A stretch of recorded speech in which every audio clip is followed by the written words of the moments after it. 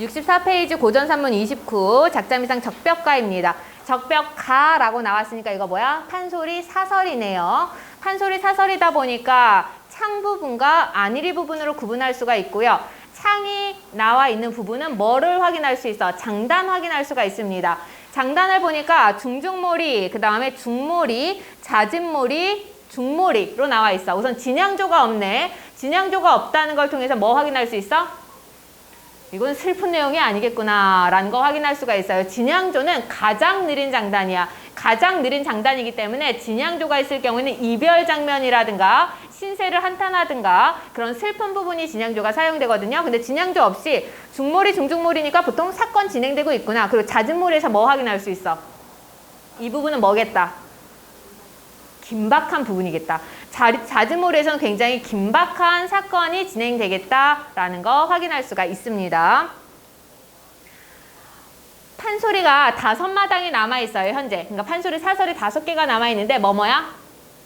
우선 여기는 적벽가 있고요. 그 다음 수군가, 춘향가, 심청가, 흥보가 이렇게 5개가 남아있는데 4개는 적벽가를 제외한 4개는 우리나라 창작입니다. 우리나라 창작이기 때문에 우리나라 배경으로 하고 있고요. 그런데 여기 있는 적벽가 같은 경우에는 삼국지에서 내용을 발췌해왔죠.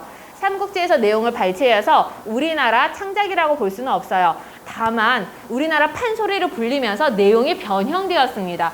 삼국지 너네 봤어요? 문 닫아두세요. 창문 닫자 이제. 삼국지 내용 다 알죠? 삼국지 내용은 재밌는 내용이 아니에요. 그거는. 물론 재밌다고 느끼는 사람도 있겠지만 그러니까 여기에 있는 것처럼 이렇게 우스꽝스러운 내용이 아니야. 그런데 이게 판소리로 불리게 되면서 판소리 향유층이 누구야? 평민이 중심이고 거기에 양반까지 포함이거든요. 근데 일반적으로 하면은 평민이 더 많아요. 그러다 보니까 평민문학적 성격이 들어가게 돼. 평민문학적 성격이 들어가게 되니까 풍자성과 해학성이 들어가게 됩니다. 원래 삼국지 자체에서는 풍자성과 해학성이 없어요. 그런데 이게 판소리를 불리면서 풍자성과 해학성이 드러나게 되고 우스꽝스럽게 누군가를 표현했잖아. 그 우스꽝스러운 대상이 누구야? 조조로 설정되어 있습니다. 이거는 적벽대전 부분을 발췌해서 적벽가라고 판소리를 만들었어요. 작품 읽으면서 그럼 누구가 왜 풍자의 대상이 되는지를 확인하면 돼요. 문제에도 나와 있기는 하거든요, 너네. 3번 문제 보기 있죠? 3번 문제 보기 내용은 기억을 해 놓으셔야 됩니다. 이거 같은 경우는 배경 지식으로 알고 있어야 나중에 도움이 될 거예요. 지문 보도록 합니다. 전동다리가 들어온다, 전동다리가 들어온다. 역시 반복이 나타나네. 왜? 이거는 진짜로 노래를 불렀던 판소리 사설이니까. 전동다리가 뭐냐면 절뚝다리예요, 절뚝다리. 다리를 저는 사람을 전동다리라고 표현하고 있습니다. 다시 말해서 부상병이에요. 다리 부상병. 전동다리가 들어온다, 전동다리가 들어온다. 부러진 창대 둘러매고 발새칠에 건조로 세발걸음 중띄엄 몸을 날려 껑충껑충 솜씨 있게 들어와. 그러니까 세발칠에 건조로 이런 것들은 그냥 한 발 가지고 이렇게 껑충껑충 한쪽 다리를 다쳤으니까 그렇게 해서 들어왔다는 모습을 이렇게 묘사를 하고 있는 거예요. 조조가 깜짝 놀래서 얘끼 웬 놈이 저리 성하냐? 저놈이 장비군사가 아니냐? 라고 얘기를 해요. 조조는 처음부터 끝까지 희화화된 인물이에요. 상황 판단도 못하고 헛소리를 하는 인물로 설정되어 있는데 다리를 다친 병사를 보고 뭐라 그래? 너무 멀쩡하다라고 이야기를 해요. 쟤는 왜 이렇게 멀쩡해? 저놈이 장비군사 멀쩡한 거 보니까 우리 군사가 아니라 장비, 상대편 군사가 아니야? 라는 헛소리를 합니다. 그러니까 그 전동다리, 다리 다친 그 병사가 뭐라 그래? 내가 성하거든, 내가 멀쩡해 보이거든, 회처잡수시오. 그건 무슨 말이냐? 조조가 처음에 못 알아들어. 그건 무슨 말이냐? 라고 물어보니까 병든 놈 대려먹자기로 성한 놈은 회처잡수시라 하였소. 이게 뭐냐면 이 앞쪽에 내용이 한 번 더 있거든요. 지금 전체 앞부분 줄거리 보면 알겠지만 조조는 많은 군사를 잃고 달아나게 된다고 되어 있죠. 달아나서 잠깐 어디 멈춰가지고 군사 재정비하고 있는 중이야. 몇 명이나 살아남아 있고 누가 얼마나 다쳤는지 이거 확인하고 있는데 이 바로 직전에 굉장히 병이 심하게 든 병사를 봤어. 그 사람을 확인을 한 거야. 그래서 병이 저렇게 심하게 들었으니까 곧 죽을 것 같아. 죽을 것 같으니까 차라리 저 사람 어떻게 하자. 다려 먹자. 끓여서 먹자. 저 병사를 끓여 먹어버리자 라고 조조가 얘기를 한 거야. 진짜 헛소리를 한 거지. 인물을 굉장히 부정적으로 묘사하고 있습니다. 그러니까 그 얘기를 듣고는 그래 병든 놈은 달여서 먹자고 얘기를 했으니까 내가 멀쩡해 보이면 나는 싱싱해 보이니까 나는 그럼 회를 쳐서 먹어라 이렇게 얘기를 하는 거예요. 이 병사가. 다시 말해서 조조에 대해 대놓고 뭐 비아냥거리는 말을 하고 있어요. 병든 놈은 달여 먹자고 하길래 성한 놈은 회쳐 잡수시라고 하였소. 이렇게 답을 하니까 어따 그놈아 이놈아 그놈 누구 아까 다려 먹자고 한 놈. 그놈은 너무 불쌍하기로 그랬다. 불쌍하면 살려줘야지 왜 자기가 끓여서 먹겠다 그래? 또 불러라. 또 다른 분사 불러라. 이제 한 명 한 명 확인을 하는 거니까. 그래서 이번에는 마병장 구먹새 불렀어. 예. 너는 전장에 잃은 건 없느냐? 잃은 건 별로 없습니다. 아 거신통하다. 그런 말은 다 어째느냐? 팔았소. 저런 숭한 도적놈이 있나? 그 좋은 말을 나더러 묻지도 않고 니거 팔듯 팔았단 말이냐? 한나라 공명이가 사러 보내더라고 왔기에 미리 대똥금으로 17바리에 양 7돈 받고 팔아버렸어. 조조가 기가 막혀. 그놈 눈구녕이 큰일 낼 놈이로고 라고 얘기를 해요. 왜? 이 병사는 어떻게 한 거야? 자기에게 주어진 군말을 그냥 상대편 장수에게 팔아버렸다는 거죠. 실제로 그랬든 안 그랬든 굉장히 우스꽝스러운 상황이잖아요. 희화화된 장면이고 그걸 보고 조조가 화가 나서 네 눈이 큰일 낼 놈이다. 이때 큰일은 뭐야? 사고라도 칠 것 같다 네가. 네가 큰 사고라도 칠 것 같다라고 얘기하니까 이 사람은 또 뭐라고 비아냥거립니까? 눈이야. 승상이 누가? 조조죠. 승상님 눈이 더 큰일 낼 눈이지요 하면서 네 눈이 어때? 더 도둑놈 같다. 네 눈이 더 사고를 칠 것 같은 눈이다 라고 비아냥거립니다. 어따 이놈들 말말 아주 답답하여 나 죽겠다. 배고프니까 군량직이 불러서 밥이나 지어라. 점고하여 보니 불과 100여 명이라 그 중에 갑옷 벗고 투구 잃고 앉은 놈, 누운 놈, 엎진 놈, 패진 놈, 배가 고파 기진한 놈. 열거법 사용하고 있네요. 고향을 바라보고 앙천통곡. 앙천통곡은 하늘을 우러러 통곡했다는 거죠. 고향을 바라보고 하늘을 우러러 통곡을 하고 호천만극. 호천만극은 부모의 은혜가 하늘같이 넓다라는 거야. 지금 상황에 연결돼? 연결 안 돼요. 그냥 이거는 판소리계 판소리이다 보니까 그냥 한자성어 뭔가 비슷한 거 그냥 열거하고 있을 뿐이야. 어울리지 않는 한자성어 나오고 있는 거니까 이거 가지고 무슨 뜻이지 머리 싸매지 마세요. 아무 의미 없으니까. 뭐 길 갈 수 전혀 없네. 조조 마상에서 채를 들어 호령하여 행군길을 재촉하더니만 히히헤헤 대소하니. 누가 웃는 거야 이거? 조조가 웃는 거죠. 인물에 뭘 확인할 수 있어요? 인물을 희화화하는 걸 확인할 수 있습니다. 아무리 그래도 장군인데 허허허 뭐 이렇게 웃어야 좀 품위가 있지 않겠어? 히히히헤헤헤. 굉장히 경박한 웃음으로 표현을 하고 있거든요. 그래서 인물을 희화화시키고 있어요. 정욱, 등장인물이니까 체크해 주셔야 되고요. 정욱이 기가 막혀. 조조의 오른팔입니다. 정욱은. 야들아 승상님이 또 웃으셨다. 적벽에서 한 번 웃어 백만군사 몰사하고 오림에서 2번 웃어 죽을 뿡변당하고 이 병속 같은 데에서 또 웃으셨으니 이젠 씨도 없이 다 죽는구나. 그러니까 이 앞전에서 바보처럼 이제 승상이 조조가 바보처럼 웃을 때마다 어떻게 큰 변고를 겪었어. 큰 어려움을 겪었어. 근데 또 이렇게 웃으니까 큰일 났다. 그리고 병속 같은 데서 웃으셨다라고 얘기하는데 병이 어떻게 생겼어? 보통 이렇게 생겼잖아. 그래서 이 사람들이 있는 곳이 이곳이야. 병목처럼. 이렇게 이렇게. 이런 곳이니까 여기에서 잘못 이렇게 지나가다가 앞뒤로 매복이 있으면 어떻게 돼? 그대로 다 죽게 되는 거죠.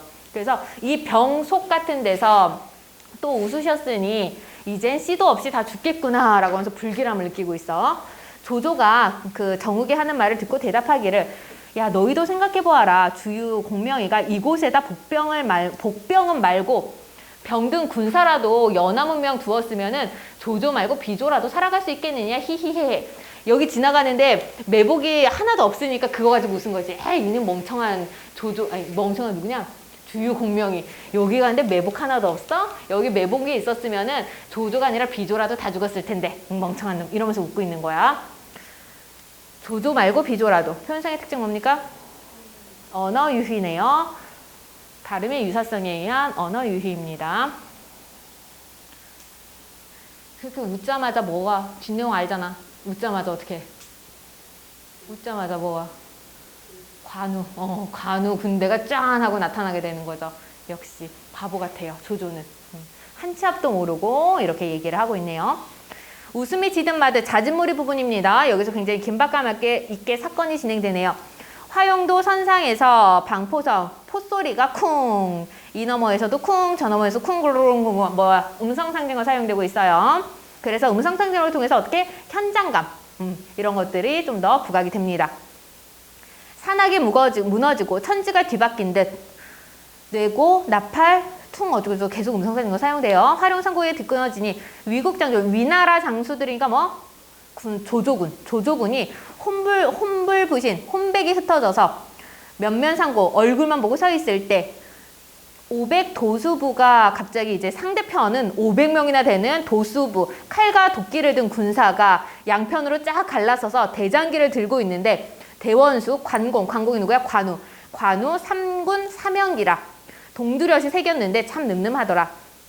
주한복모, 와잔미, 삼각수 전부 다 어구풀이 되어 있습니다. 누구의 외양이야? 관우의 외양을 묘사하고 있네요. 주한복모, 와잔미, 삼각수의 봉이 눈을 부릅떠 청룡도 비껴들고 적토마 달려오며 우레 같은 소리를 병력같이 뒤지르며 어따 이놈 조조야 날다 길다 날다 긴 목을 길게 빼서 칼 받아라. 조조가 황급해서 여봐라 정우가 오는 장수가 누구냐. 정우기도 혼을 잃고 호통소리를 들으니 장비 같고 날랜 모양을 보니까 자룡 같소 조자룡 같소. 자세히 살펴보아라. 기색은 홍색이요 위풍이 인후하다. 어질고 덕이 있어 보이니 관우가 분명하오. 더욱 관공이라면 욕도 묻혀요 욕탈무게라. 사세도차 전부 다 어구풀이 보세요. 아무렇게나 한번 싸워보는 수밖에 없다. 너희들 조조의 웅명 뛰어난 이름이 삼국의 으뜸이라. 아직 이 상황에서도 뭐하고 있어? 허세 부르고 있네요. 내가 그래도 삼국에서 최고야. 사즉사언정 이제 내가 비는 것은 후세의 웃음이 되리라. 내가 곧 죽을지언정 내가 비는 것은 후세의 웃음이 되리라. 여기까지는 약간 정상적으로 보이거든요. 내가 싸우겠다라는 거야. 내가 뛰어나니까. 그런데 또 어때? 바로 뒤에 갑자기 또 바뀌어버려요. 뭐라고? 야, 나 꽤 하나가 생각났는데 나 죽은 척 할게. 가 됩니다. 그쵸? 이 뒷부분은 근데 어구 힘든 부분이 있냐? 다 읽어야 되나? 나를 죽었다고 혼니불로 덮어놓고 너희 모두 군중에서 초상난 것을 알리고 앉아서 울면은 송장이라고 막걸리 한 동이나 내고 피할 것이니 혼잎을 둘러쓰고 살살 기다가 한다른 박질로 길로 달아나자라고 합니다. 인물이 휴화되어 있네요. 굉장히 어리숙하고 멍청한 모습을 가지고 있습니다.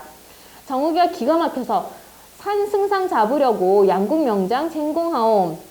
살아있는 승상 너를 잡으려고 양국의 명장이 공을 다투고 있어. 그러니까 제발 그런 헛소리 좀 그만해라. 지금 그런 헛소리 할 때가 아니야.